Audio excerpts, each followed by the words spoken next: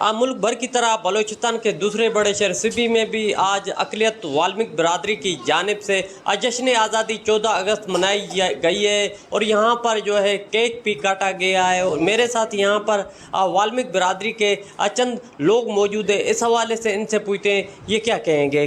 جیسا کہ آج 14 اگست کا دن ہے اور آج ہماری اقلیتی والمک برادری نے بھی یہ دن بڑا خوشی سے دھوم دھام سے منایا. اس دن کی شروعات ہم لوگوں نے پرارتھنا سے پاکستان کی ترقی خوشحالی کے لیے دعا کی اور پاکستان کا 75ویں سالگرہ کے لیے ہم لوگوں نے کیک بھی کاٹا, بچوں نے ملی نغمے بھی گائے اور یہ دن جو ہے تو ہم لوگ بڑی خوشی سے مناتے ہیں. پاکستان زندہ باد, پاک آرمی زندہ باد. پاکستان زندہ باد. ہم 14 اگست منا رہے ہیں والمک ہندو برادری بڑی دھوم دھام سے, اور ہم یہاں پر بڑی آزادی کے ساتھ اپنا جو بھی تہوار ہو مناتے ہیں. ہم اپنے تہوار 14 اگست کو بھی اسی دھوم دھام سے منا رہے ہیں.